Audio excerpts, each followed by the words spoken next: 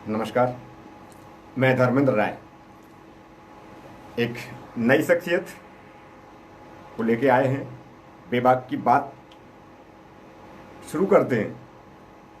हमारे मध्य प्रदेश में एक नया संगठन कुछ दिनों से काफ़ी सक्रियता से उभर कर सामने आया है, जिसे हम भीम आर्मी के नाम से जानते हैं।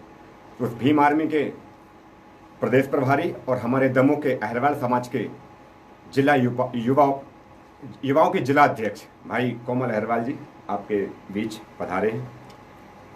नमस्कार। सबसे पहले मैं धर्मेंद्र भाई की टीम को और पूरे नगर वासियों को बहुत बहुत धन्यवाद देता हूं कि आज जो फेसबुक के माध्यम से हम जैसे आदमी को, एक छोटे से आदमी को एक ऐसा प्लेटफॉर्म दिया जिससे मुझे नहीं लगता कि दमोह के लोग ही नहीं, पूरे विश्व के लोग देख रहे हैं। 1977 में जन्मे, राजनीति शास्त्र से इन्होंने एमए किया और अपने पिताजी की तरह ही कुछ क्रांतिकारी विचार अपने आप में रखते थे। शुरू उस दौर से हम याद करते हैं अजीत भाई कि जब इनके पिताजी मजदूरी किया करते थे, विषम परिस्थितियों में आपने उच्च शिक्षा अध्ययन की और 2004 में लगभग पुलिस विभाग की शासकीय सेवा में ज्वाइनिंग हासिल की। फिर धीरे धीरे इन्होंने लगभग 10-12 साल का 14 साल के तक उन्होंने शासकीय सेवा में अपना योगदान दिया। उसके बाद पता नहीं क्या इनके मन में विचार आया कि इन्होंने अपनी फील्ड को चेंज करते हुए राजनीति की तरफ कदम बढ़ाए। तो ऐसे क्या सर्कमस्टेंस बन गए थे कोमल जी कि आपको शासकीय सेवा छोड़कर राजनीति में आना पड़ा? जी, मैं आपको बताना चाहूँगा, धर्मेंद्र भाई, जो बचपन से मैंने शोषण देखा है, खासकर हमारे वर्ग में, बहुजन समाज में, और मैंने जो पिताजी का क्रांतिकारी रूप देखा है, तो मुझे याद आता है कि वास्तव में हमारे साथ में जो शोषण हुआ है, और अगर हम क्रांति का रास्ता नहीं अपनाते हैं तो निश्चित ही हमारी बहुजन समाज को, हमारी मूल निवासी समाज को कभी उत्थान नहीं मिलने वाला, कभी उद्धार होने नहीं वाला है। साथियों, आज मेरे पिताजी की बात करें तो मेरे पापा जी बहुत छोटे से मजदूर थे जो पल्लेदारी करते थे। पल्लेदारी करने के बाद में हमारे यहाँ जो जाने पहचाने चेहरे हैं, जिनको सभी लोग जानते हैं, डॉक्टर विजय लाल, उनके यहाँ चौकीदारी का काम किया। उसके बाद में हमारे यहाँ जो जाने माने पत्रकार कहें या समाज सेवी कहें, संतोष भारती जी, इनके यहाँ भी गैस सिलेंडर की एजेंसी में काम किया। और इन सब के बीच में काम करके साथ ही साथ जो मेरे पिताजी ने लगभग 1976 में 7 महीने के लिए जेल भी जाने का जो काम किया है, वो सिर्फ और सिर्फ समाज के लिए किया है। उस टाइम पे शायद आप लोगों को याद होगा कि लाल झंडी बांटा किया करती थी। लाल झंडी के आंदोलन में मेरे पिताजी लेफ्ट की तरफ से रेल की पटरियां उखाड़ी दमोह की, जिसमें 7 महीने के लिए जेल भी काटी। इसके बाद भी 77 में जब इमरजेंसी लागू हुई, उस टाइम पे भी जेल गए। तो आज जो पिताजी का मैंने रूप देखा है, उसी को देख के मैंने ये रास्ता अपनाया। साथियों, आज धर्मेंद्र भाई अगर आपसे कहें तो सबसे बड़ी बात यह है कि जब मैंने पुलिस विभाग में ज्वाइन किया तो उसके पहले मैं 99 में जब कारगिल युद्ध चल रहा था, 99 में कारगिल युद्ध के टाइम पे बीएसएफ में मेरा सिलेक्शन हुआ, लेकिन मेरे घर वालों ने नहीं जाने दिए। उसके पहले 97 में राजीव गांधी शिक्षा मिशन में टीचर हुआ, तो वो भी नहीं मैंने नौकरी की। और उसके पहले 94 में मैं पुलिस में ज्वाइन हो चुका था जबलपुर, जहाँ श्रीमान संजय चौधरी एसपी थे। लेकिन वहाँ भी कुछ विषम परिस्थितियों के कारण, मेरे भैया का ऑपरेशन के कारण नहीं जा पाया। लेकिन आज 2004 में जो नौकरी में जाने का पीरियड था, उसके पहले भी एक दौर गुजरा जो बहुत ही दर्द भरा है। धर्मेंद्र भाई, 2004 के पहले 99 में जब मेरा सिलेक्शन बीएसएफ में हुआ, तो उसके बाद मेरा मन हट गया कि मुझे नौकरी नहीं करना है। लेकिन मैंने फिर समाज सेवा का काम किया। 99 से मैंने दमोह जिले के एक गांव जाके, घर से मेरे पास हीरोपुक थी, हीरोपुक से जाता था, एक आध साथ में लड़के को लेके जाता था, और रूखी सूट की जिसने रोटी खिला दी खा लेता था। मानवर कांसीराम साहब के मिशन पे चलता था, किसी ने पेट्रोल डलवा दिया, और कम से कम एक दिन में 5 से 7 गांव कवर करना है। और इस प्रकार मैंने 5 साल रेगुलर मेहनत की, और मैं फूल सिंह बरैया जी के खास लोगों में से था। फूल सिंह बरैया जी का जो मैंने काम देखा, उससे प्रभावित होकर मेरे दिमाग में आया कि मुझे नौकरी नहीं करनी, और मैं 2003 तक उनके साथ में रहा। लेकिन जैसी विधानसभा का टाइम आया और फूल सिंह बरैया को किसी विषम परिस्थितियों के कारण बसपा से अलग कर दिया गया, तो फिर मुझे लगा कि राजनीति में अच्छे लोगों की ज़रूरत नहीं। तब फिर मेरा मन भ्रमित हुआ और मैं फिर राजनीति से हट के आया, और मैंने 2004 में पुलिस ज्वाइन की, दमोह से भर्ती हुआ और 5 साल टीकमगढ़ में रहा। 5 साल के बाद फिर यहाँ 2009 में आया। 2009 से मैंने दमोह में सेवा की, और मेरे 14 साल के पीरियड में लगभग 23 ट्रांसफ़र, 6 बार सस्पेंड और 6 डील लड़ी, जिसमें मैं स्वयं निर्दोष रहा। आज भी पूरे विभाग को पता है, मेरे ऊपर एक निंदा या एक चेतावनी या किसी प्रकार का दंड नहीं। ऐसी विषम परिस्थितियों को देखा, और जब मैंने थानों गया, थानों में देखा मैंने कि वहाँ SC के लिए मटके अलग रखे हैं, जनरल के लिए मटके अलग रखे हैं। वो शोषण मैंने बहुत नज़दीक से देखा। मैं उनका नाम बताऊंगा, ना थानों के नाम बताऊंगा। तो अब जब ऐसे विषम समय में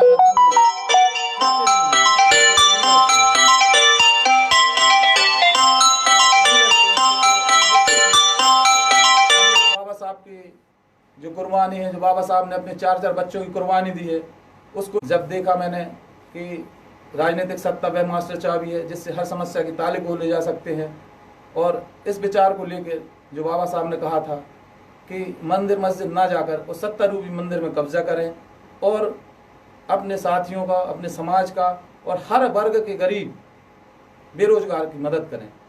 इसी को लेकर मैंने अपनी पत्नी को नगर पालिका अध्यक्ष का चुनाव लड़ाया, वार्ड का चुनाव लड़ाया, जनरली सीट से लड़ाया। सिर्फ मेरा उद्देश्य पार्षद बनना या नगर पालिका अध्यक्ष बनना नहीं था, सिर्फ मुझे अपनी समाज को जगाना था। उसी उद्देश्य को लेके मैंने भी, जब भारत बंद में मेरा नाम आया 2 अप्रैल को, उसके पहले 18 तारीख को एक और यहाँ विवाद हुआ था, उसमें भी मेरा नाम आया, गिरफ्तारी वारंट भी मेरे निकले।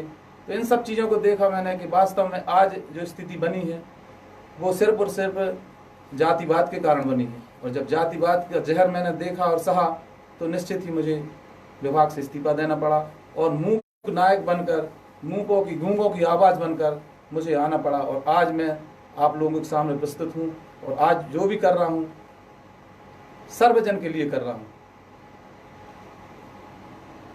काफ़ी दुख भरी कहानी आपकी। आपके परिवार ने बहुत संकट झेला। आपने बताया कि आपके पिताजी मजदूरी किया करते थे, काफ़ी स्ट्रगल किया, मतलब आपके परिवार ने और साथ में आपने। इतने दौर उतार चढ़ाव के आपने देखे कोमल भैया। लेकिन एक चीज़ बताइए, जिस राजनीतिक पार्टी ने आपको विधानसभा का टिकट दिया, उस राजनीतिक पार्टी को छोड़कर एक सामाजिक संगठन जिसे भीम आर्मी कहते हैं, उसमें ज़्यादा इंटरेस्ट हो गया और आपने पार्टी छोड़ के सामाजिक संगठन में काम करना ध्येय बनाया। ये कैसे विचार उत्पन्न हो गया आपके अंदर? धर्मेंद्र भाई, इसका कारण यह है कि पूरा भारत देख रहा है। बहुजन समाज पार्टी बनाने का उद्देश्य मानवर कांसीराम साहब का एक ही था कि हमें बहुजनों के हित में लड़ाई लड़ना है, हमें 85% की लड़ाई लड़ना है।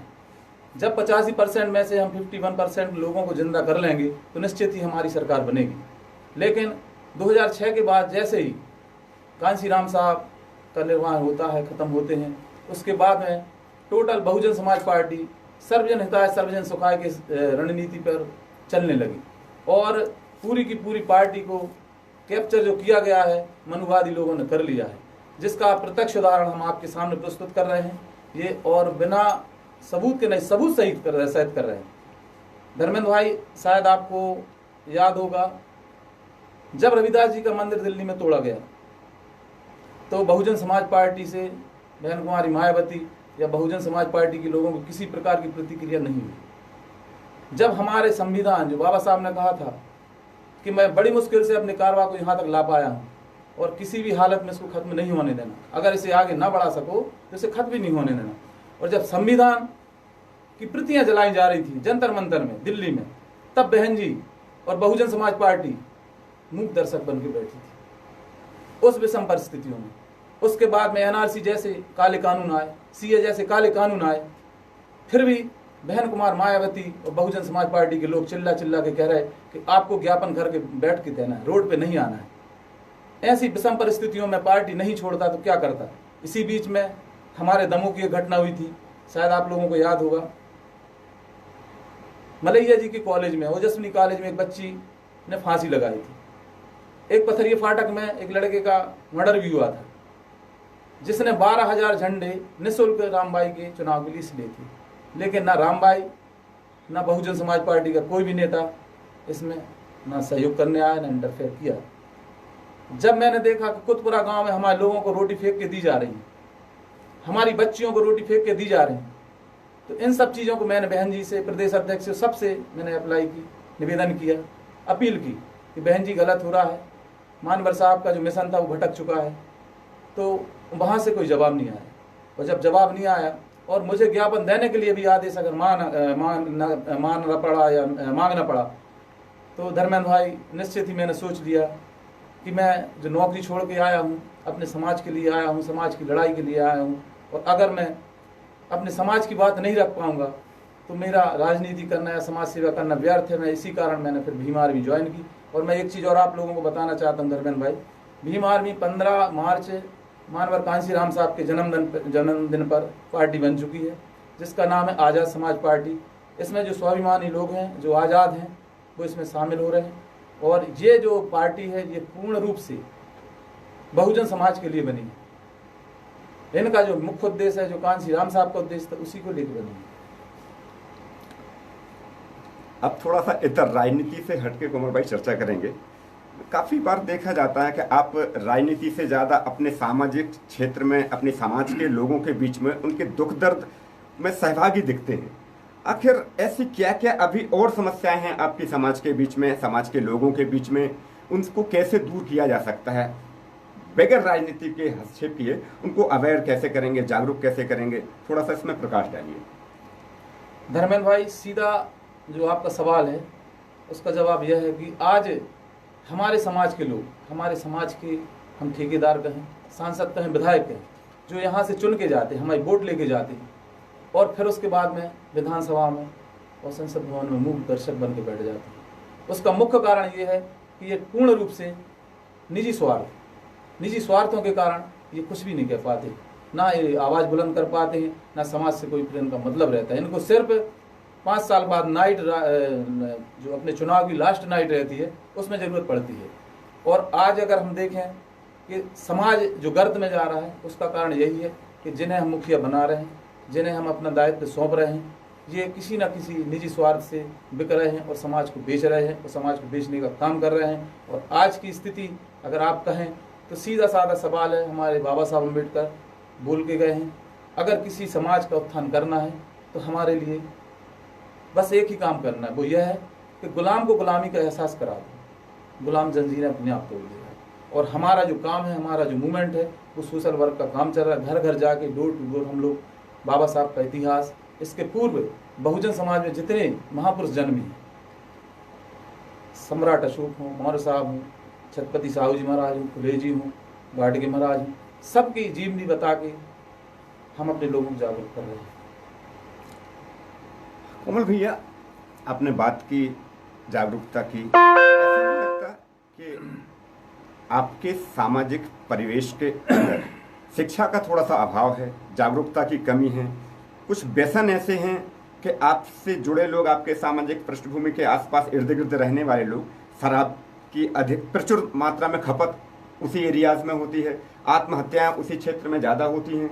आखिर इनको शिक्षा से कब जोड़ा जाएगा ताकि लोगों में जागरूकता आए और इन व्यसनों से लोगों की दूरियां बने और सही और गलत की अच्छे से पहचान हो सके? धर्मेंद्र भाई, बाबा साहब ने जो मूल मंत्र दिए थे, शिक्षित बने, संगठित और संघर्ष करें, इस मूल मंत्रों पे हमारा समाज नहीं चल पाया, क्योंकि जो दुश्मन है उसने टारगेट कर लिया कि अगर हमारे लोग, बहुजन समाज के लोग, इस देश के मूल निवासी लोग अगर शिक्षित हो गए तो ये संगठित भी हो जाएंगे और संघर्ष भी करेंगे।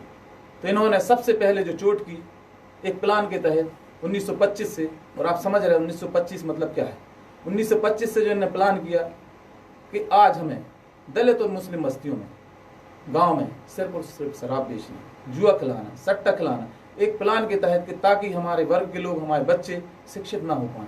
इस कंडीशन में आज शिक्षा की बात करें तो हमारे जो पढ़े लिखे लोग हैं, प्रोफेसर हैं, डॉक्टर हैं, इंजीनियर हैं, हम लोग इनसे सहयोग लेते हैं।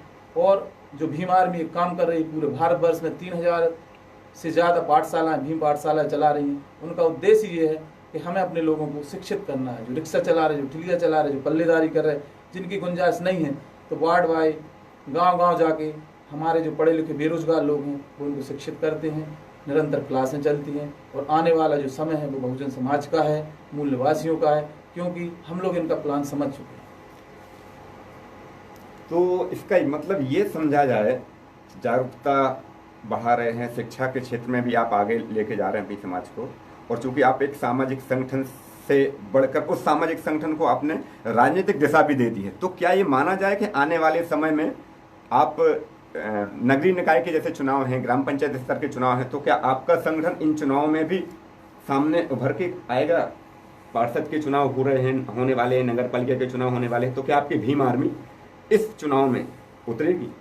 निश्चित ही आजाद समाज पार्टी 24 जो सीटें उन पे भी उतरेगी और नगर पालिका, नगर निगम में भी उतरेगी। कारण यही है जो अभी मैंने बोला था कि बाबा साहब ने कहा था, राजनीतिक सत्ता वह मास्टर चाबी जिससे हर समस्या के ताले खुल जाते हैं, और हम मंदिर मस्जिद ना जाकर संसद रूपी मंदिर में कब्जा करें। तो फिर इससे फिर ये पटाक्षेप नहीं होगा ऐसा कि विधानसभा हुआ, नगर पालिका हुआ, एक तरफ भीम आर्मी चुनाव लड़ेगी और एक तरफ बहुजन समाज पार्टी भी चुनाव लड़ेगी, तो आपका जो वोट बैंक है वो विभाजित नहीं हो जाएगा? देखिए, जब तक बसपा ने अच्छा काम किया, बसपा के साथ वोट था। अब जो बसपा के साथ वोट है उन चापलूसों का वोट है, जो उनके साथ में लगे हुए नेता हैं, चापलूस हैं। बहुजन समाज का वोट पूरे भारत से खिसक चुका है। बहुजन समाज का वोट आज चंद्रशेखर भाई के साथ में है, आजाद समाज पार्टी के साथ में है। आप लोग देखते हैं, अगर उनका एक कार्यक्रम लग जाए तो लाखों की भीड़ भर के आती है, डंडे लाठी खाने से लेकर जाने को तैयार है। तो बटने की बात करें तो हम लोग नहीं चाहते थे कि किसी प्रकार से संगठन या नई पार्टी बनाए लेकिन बहन कुमारी मायावती को बार बार लेटर लिखने के बाद, 5 बार फोन करने के बाद इन्होंने किसी प्रकार से चंद्रशेखर भाई को भीम आर्मी को तजुर्बत नहीं दी है, तो फिर निश्चित ही हमें ये नया रास्ता अपनाना पड़ा, क्योंकि सत्ता पाना बहुत जरूरी है अगर हमें अपने लोगों का भला करना है। चलते चलते दमों के विकास में, दमों का सर्वांगीण विकास हो, आपका संगठन, आपकी पार्टी, आपसे जुड़े लोग, आपके फॉलोअर्स क्या योगदान दे सकते हैं हमारे चहुमुखी विकास में? हमारा दमों समृद्ध खुशहाल कैसे बने? आप जैसे प्रबुद्ध लोगों को बैठाकर उनकी सलाह लेकर, उनकी सलाह के अनुसार जो हमें आज काम दिख रहा है किसी प्रकार से, चाहे वो ब्रिज हो, चाहे फैक्ट्रियां हो, चाहे इंजीनियरिंग कॉलेज हो, चाहे मेडिकल कॉलेज हो, इनके लिए हमें विकास करना है, लेकिन आप लोगों के सहयोग के बिना हम लोग नहीं कर पाएंगे। हम वर्तमान में कोरोना जैसी महामारी हमारे देश में, प्रदेश में और विश्व में फैली हुई है। कोरोना के लिए, कोरोना से लड़ने के लिए, कोरोना की जंग जीतने के लिए हम सबको मिलकर प्रयास करना है। कुछ सामाजिक संगठन के लोग बहुत ज़्यादा खुलकर सामने आ रहे हैं, लोगों की मदद कर रहे हैं। आप क्या सोचते हैं कोरोना से लड़ने के लिए और कैसे प्रेरित करेंगे लोगों को? कुछ संदेश आपके अंदर जज्बा ऐसा हो कि लोगों को और बेहतर मोटिवेट किया जा सके, क्या संदेश है आपका कोरोना से लड़ाई लड़ने के लिए लोगों के लिए? जी, तो सबसे पहले मैं तो कोरोना की जो लड़ाई है और जो जंग जीतना है, मैं उसके लिए आज जैसे काफ़ी लोग खाना खिला रहे हैं, मास्क बांट रहे हैं, सैनिटाइजर बांट रहे हैं, अच्छी बात है। लेकिन मैं सबसे पहले पीएम और सीएम के पास जो फंडिंग हो रही है, जो पूरे देश से पैसे आ रहा है, उस पैसे को चूट करना है, उस पैसे को निकाल कर गरीबों तक पहुंचाना है, हर प्रकार की सुविधा उन तक पहुंचाना है। हमें एक केले को 12 जन खड़े होकर फोटो नहीं खिंचाना है। आज भीम आर्मी जो काम कर रही है, आजाद समाज पार्टी जो काम कर रही है, कहीं भी आपको फोटो नहीं मिलेगी, लेकिन हम लड़के, चाहे एसडीएम साहब हो, चाहे कलेक्टर साहब हो, चाहे तहसीलदार महोदया हो, हम लड़के अपने लोगों तक उनको अधिकार दिलवा रहे हैं। क्योंकि हमें पता है, इसके पहले हमने 44,000 की हर बार समाज ने जो 6 क्विंटल दाल का वितरण किया है, वो सिर्फ समाज के लिए कि भाई समाज के नाम हो गए, हम लोग भी सर्वोपरि हैं नहीं है, लेकिन हम लोग भी इसमें भागीदारी हैं और भाग ले रहे हैं। साथ ही एक चीज़ और कहना चाहूँगा धर्मेंद्र भैया, मैं ये जो महामारी है ये पूरे विश्व को मारने के चक्कर में है। और आज जो हमारे लोगों ने जो जागृति या जागरूकता दिखाई है खासकर दमू में, उसका मैं तहे दिल से शुक्रिया और सल्यूट करता हूँ। क्योंकि आज दमू में मुझे नहीं लगता था कि इस प्रकार से कोरोना का रोक पाएंगे हमारे लोग, या रोकने में सक्षम हो पाएंगे। आज एक छोटे छोटे संगठन, बड़ी बड़ी पार्टियां उतर के मैदान में आ रही, किसी न किसी रूप में आ रही, अच्छी बात है। और मैं सबसे पहले दिल से सल्यूट तो उन भगवानों को करता हूं जिन्हें हम डॉक्टर कहते हैं, पुलिस कर्मचारी कहते हैं, सफाई कर्मचारी, और साथ ही हमारे बिजली विभाग के कर्मचारी और खाद्य विभाग के कर्मचारी। साथियों, आज जैसे हम चाह रहे हैं कि हमारे बच्चे, हमारे लोग कैसे इस लड़ाई को जीतें, तो मेरे हिसाब से 60% हम लड़ाई जीत चुके हैं। अब बस अगर थोड़ा सा प्रतिबंध करना है तो हमारे नाकों पे श्रीमान एसपी महोदय से मेरा निवेदन है कि नाकों पर चेक पोस्ट जितनी भी लगे, बस वहाँ लापरवाही न बरती जाए। अगर चेक पोस्ट वास्तव में सक्रियता से पुलिसकर्मी ने काम किया तो निश्चित ही हमारा दम स्वस्थ रहेगा, कोरोना से बचा रहेगा। ये थे हमारे कोमल अग्रवाल जी, हमारे भीम आर्मी के प्रदेश प्रभारी। आज के लिए इतना ही, कल फिर मिलते हैं किसी नई शख्सियत के साथ इसी शो में इसी समय। तब तक के लिए इजाज़त दीजिए, नमस्कार। जय भीम, जय भारत, जय संविधान, जय बहुजन।